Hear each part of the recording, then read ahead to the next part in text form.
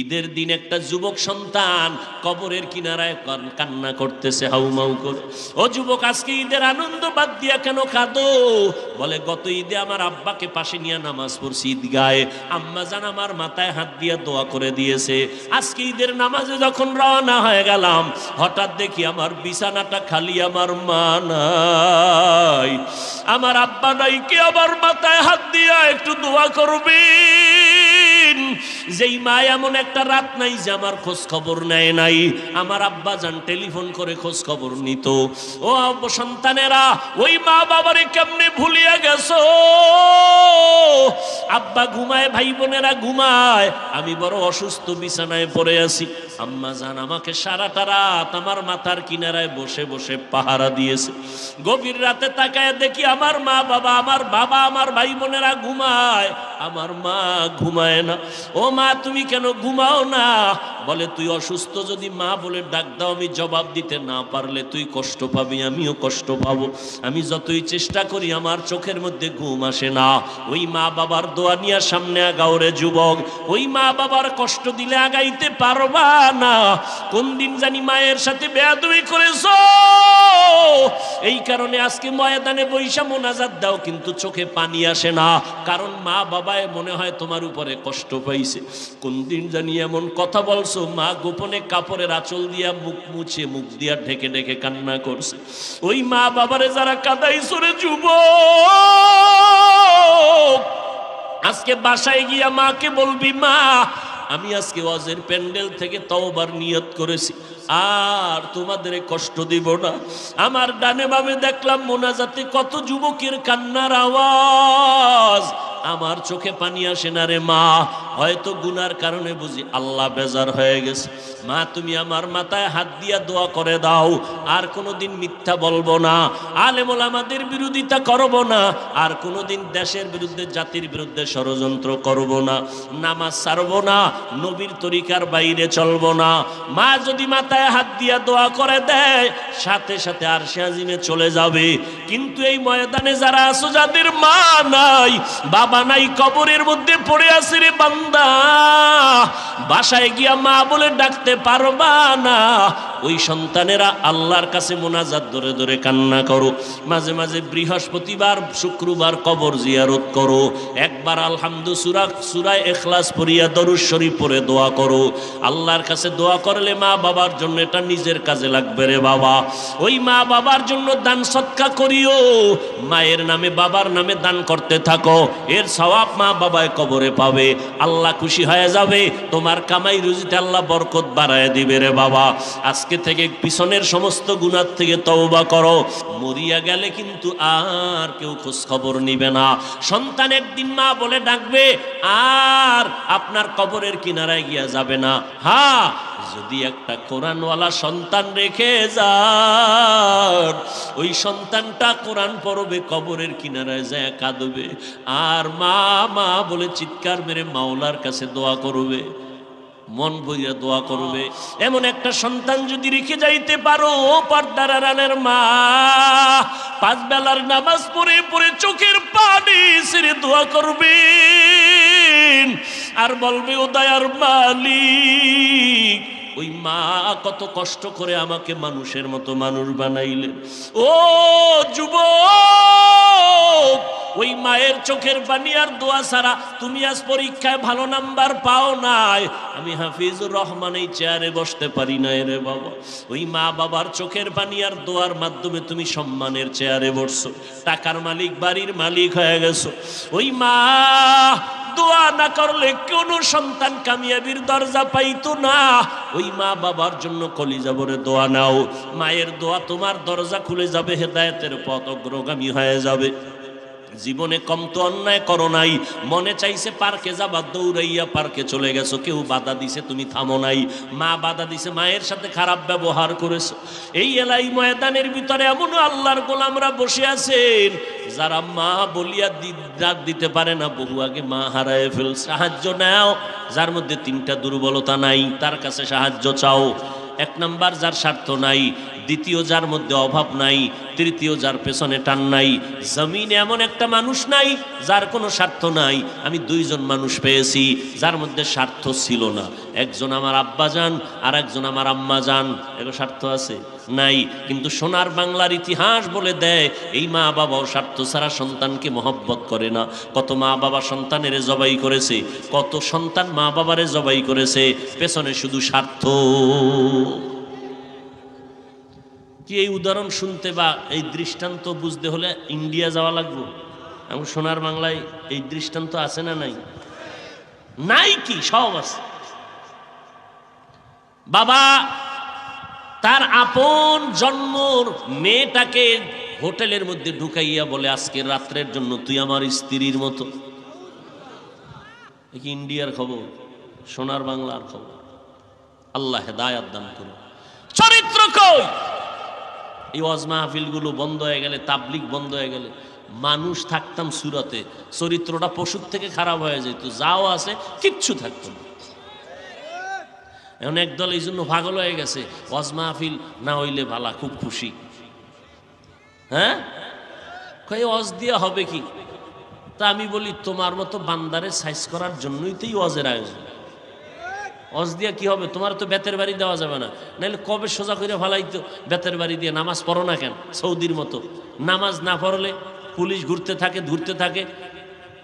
ধাম করে ধৈর্য লাইছে এক বাঙালিরে, দেখ সিফার মধ্যে বিড়িটা নেই, ধৈর্য এটার অফিসে লয়ে গেছে, নিয়ে পিঠা ফাটা নাই। শাস্তি কি? অজু কর। অজু কইরা এখানে দাঁড়াইয়া 100 রাকাত নফল পড়বি, বাস এবার উঠার বস। শাস্তি এটাই শাস্তি। 100 রাকাত। জীবনে কত নামাজ ধান্দা কইরা সারছোস, এ কাজা কর। উভয় নেই। আল্লাহ আমাদের হেদায়াত দান করে। যার ভেতরে অভাব নাই তার থেকে সাহায্য চাও। জমিনের মধ্যে এমন একজন মানুষ পাওয়া যাবে না যার অভাব নাই। সব অভাবী। কেমন অভাবী? যার টাকা যত বেশি তার অভাব তত বড়। গরিবের অভাব 100 টাকায় সমাধান, বড় লোকের 1,00,000 টাকায় সমাধান হয় না।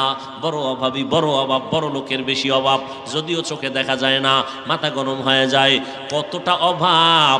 গরিব যদি কয় কোনো বড় লোকের কাজ করবো না, তাহলে বড় লোক 1 সপ্তাহের মধ্যে পঙ্গু হয়ে যাবে। কারণ বড় লোকের বাড়ির টাইলস মোজাইক করা বাথরুমটা পর্যন্ত গরিবরা পরিষ্কার করে, খানার প্লেটটা সামনে আগায় দেয়। গাড়ির ড্রাইভার গরিব, গরিবরা যদি কোনো কাজ না করে তাহলে জিন্দেগি বরবাদ হয়ে যাবে।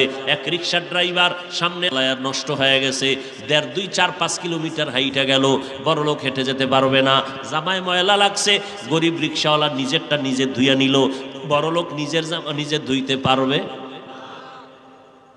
বাথরুমটা যদি গরিবেরা পরিষ্কার না করে কোনো বড় লোক করতে পারবে না। পরিষ্কার বাথরুমে যাই শীতই ভইরা যায় মাঝে মাঝে। কি গ্রাম এলাকায় বাঁশ দিয়ে পায়খানা করছে, কোনো দিন কেউ ভইরা মরে গেছে, কোনো নজির নেই। আর এখন টাইলস করা মোজাইক করা হুনি নাই, পইরা হে শীত পটাং হয়ে গেছে। আধুনিকতা বাড়ছে মানে হায়াত কমছে। কি এখন আর লাকড়ি নেই, গ্যাসে রান্ধ, গ্যাস বাদ, কারেন্টে ভাত রান্ধ, মানে ভিটামিনের গোষ্ঠী শুদ্ধ, এটারে সব বরবাদ। কি যেই গোস্তটা তাজা আইনে রানবেন যে মজা, ফ্রিজিং করে রানলেই মজা আছে? বাস, যত আধুনিকতা ততই আমাকে ক্ষতির কারণ। ব্যায়াম, মানুষ গ্রামে কামটাম করতো, ঠিক না, গ্রাম এলাকা কাজ করতো, শরীর টাইট। এখন ব্যায়াম কি জানি কয়, আর না ওই যে ব্যায়াম করে কি ওটার কয়, জিম। জিম এখানে যায়, ওরে আল্লাহ, হেনে পুরুষ মহিলা সমানে মেসেজ করে দেয়। মেসেজ মহিলা শুদ্ধ সোনারগাঁ হোটেলে যায়, 2 লাখ টাকা বছরে দেবা, হ্যাঁ ডেলি ডেলি তোমারে, এরপরে মেসেজ করে দিবে, যাও সেখানে যাও। কত আধুনিক! আমি কই এরকম মেসেজ টেসেজ করিয়া কি হায়াত বাড়ানোর কোনো গ্যারান্টি আসেনি? কয় না, আল্লাহ টান দিলে তো কেউ রাখার উপায় নেই। আর গ্রামের মানুষ তাজা খায়, শরীরে শক্তি, এরপরও কয় না আর একটা বিয়ে করুন। কয় আগের মুরব্বীরা আলহামদুলিল্লাহ শক্তি আছিল, এক একজনের সন্তান 7টা 8টা 9 জন, কথা ঠিক না? এক গড়ে। আল্লাহ সবাইকে বুঝার তৌফিক দান করে। দেখছেননি কইতন কই গেছি, কাউয়ার কথা কইতে লইছিলাম, মনে আসেনি? একটা কাক যখন বাচ্চা দেয়, খেয়াল করে দেখবেন ওই বাচ্চাটা সাদা বের হয়, সাদা, শরীরে কোনো পশম থাকে না। এই অবস্থা দেখে মায়ে পায়ে ভয়, মা কি পায়? ভয় পাইয়া দূরে থাকে। 3 দিন পর্যন্ত বাচ্চার কাছে মা যায় না। প্রশ্ন, মা যদি বাচ্চার কাছে না যায়, এই 3 দিন ওই বাচ্চাটারে লালন পালন কে করে? রব্বুল আলামিন এই বাচ্চাটাকে লালন পালনের ব্যবস্থা নিয়া এই বাচ্চাটারে কে খাওয়ায়? বলে কিছু রিজিক আল্লাহ ওরে দেয়, উড়িয়া উড়িয়া কিছু উড়ন্ত পোকা আছে, উড়ন্ত পোকা এডিরে ধইরা ধইরা বাচ্চার ঠোঁটের কাছে আয়, বাচ্চাটা হাঁ করে, পোকাটা ভিতরে যায়, আস্তে ঠোঁটটা আটকায় দেয়। 3 দিন পর্যন্ত এই বাচ্চাটা পোকা খাইয়া হঠাৎ 2-3 দিনের মধ্যে কালো পশম শরীরের মধ্যে উঠে যায়। এইবার ভয়টা চলে যায়। এইবার 3য় দিন শেষ হইলে ওর মা আইসা বাচ্চারে খানার আয়োজন করে। ও বান্দা নজর করে দেখো, তিনি হলেন আমার আল্লাহ রাজ্জাক। وَتَرْزُقُ مَنْ تَشَاءُ بِغَيْرِ حِسَابٍ গরতাওয়াকুল মি কুনিহার সবহ শাম মিরাসানাত রিজকে তু আজলা মাকাম জুজ ইবাদাত নিস্তে মাকসুদাত জাহা ফজলে উআ মস্তে দর জুমলা জাহা। রিজিকের মালিক কে? আর জোরে বলেন। দুনিয়ার কারো কাছে সাহায্য যদি চাও, দেখবা কার অভাব নাই, তার কাছে চাও। যার অভাব আছে সে তোমারে ঘুরাইতে ঘুরাইতে 5,000 টাকা দান চেয়ারম্যান সাহেব। এইবার কয় এভাবে দেওয়া যাবে না, ঘুরতে থাকো, দস্তখত দিয়া অ্যাপ্লিকেশন পেশ করো। এভাবে ঘুরতে ঘুরতে মানুষের টাকা নিজের হাতে আসতে আসতে 10,000 50,000 থেকে হাতে হাতে বহুত মাঝখানে হাত লাগছে। এই হাতের হাদিয়া পাইতে পাইতে নিজের কাছে আইসা অল্প টাকা পাইল। আল্লাহ পাক রব্বুল আলামিন বলেন, ও বান্দা, সাহায্য ছাড়া চলতে পারবা না, মাস্তানি করিও না। সাহায্য নিয়েই যদি চলতে চাও, এমন একজন থেকে সাহায্য চাইও যার ভেতরে কোনো স্বার্থ নাই। মানুষের নিজের পেট ভরে না, অন্যের পেটটা ভরবে কেমনে? মানুষ একটা বাড়ির মালিক হলে চিন্তা করে আরো একটা বিল্ডিং দরকার। আমার ফরিদপুরে বিল্ডিং আছে, আমার আলফাডাঙ্গায় বিল্ডিং আছে, আমার বোয়ালমারিতে বিল্ডিং আছে, আমার আর একটা বাড়ি কক্সবাজারে দরকার, ঢাকা শহরে দরকার। এইবার বাংলাদেশ সব করার পরে চিন্তা করে সিঙ্গাপুরে একটা বাড়ি বানানো দরকার, কানাডায় বাড়ি বানানো দরকার। ও আল্লাহর বান্দারা, এই জমিনে কোনো মানুষের অভাব ছাড়া কেউ নাই। এবার 3টা অপরাধ, 3টা দুর্বলতা যার নাই, এটা খুঁজতে খুঁজতে যদি দেখেন কার অভাব নাই, কার স্বার্থ নাই, একজন আছেন, তিনি আমার মালিক, তিনি আমার আল্লাহ। আল্লাহর কোনো অভাব আসেনি। ইয়া আইয়ুহান নাস আনতুমুল ফুকারাউ ইলাল্লাহ ওয়াল্লাহু হুয়াল গানিয়্যুল হামিদ।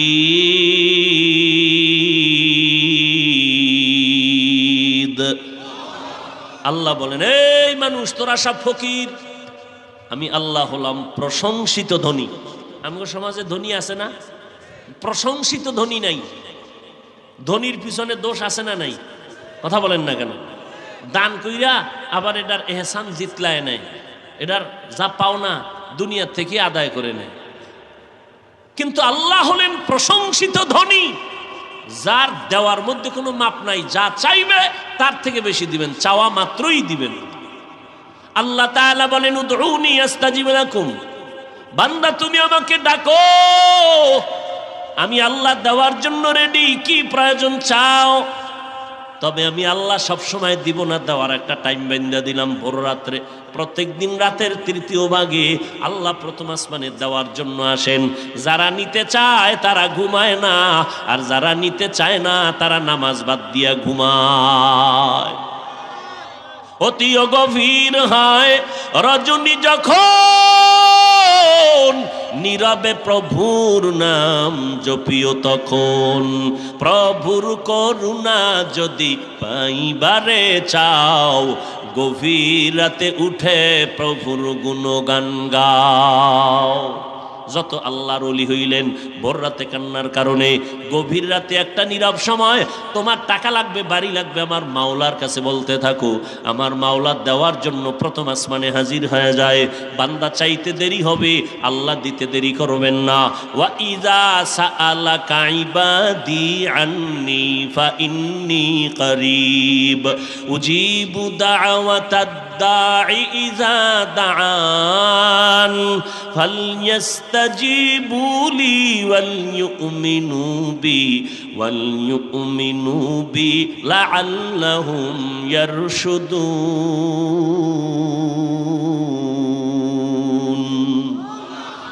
আল্লাহ বলেন তুমি আমার কাছে চাও, আমি কোথায় আছি জানোনি? ফাইন্নী করিব, আমি তোমার নিকটেই আছি।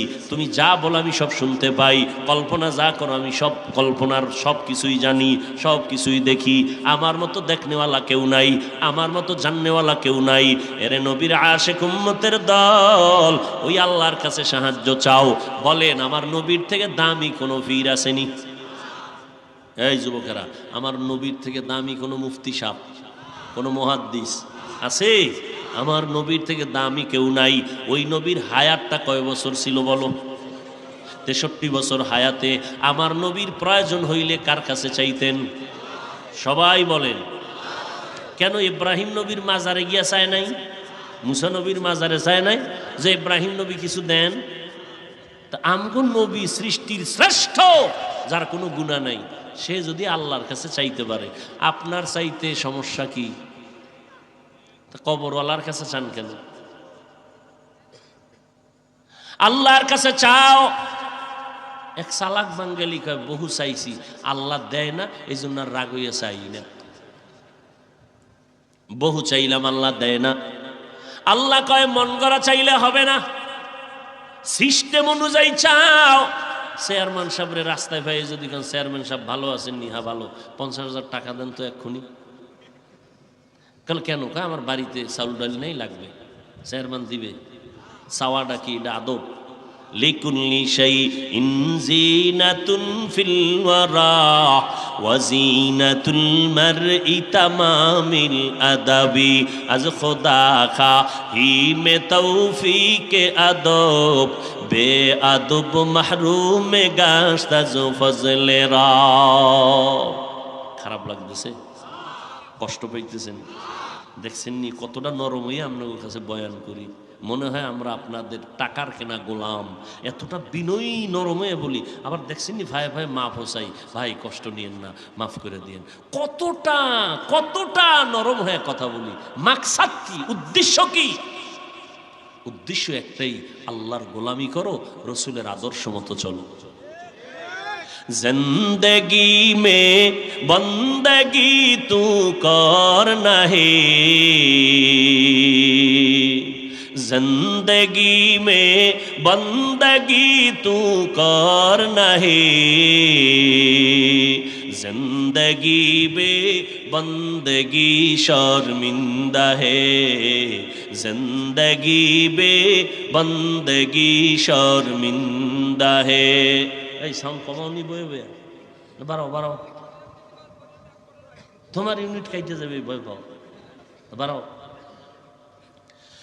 दुनिया में हो दुनिया का तालबगार ना हो, बाजार से गुजर हो खरीदार ना हो। এই গান শুনিন না গোলামেরা, খালি বয়ে বয়ে হিন্দি গান শুনে আর হাত পাও লড়ায়। কেউ নাচতেছি কেন?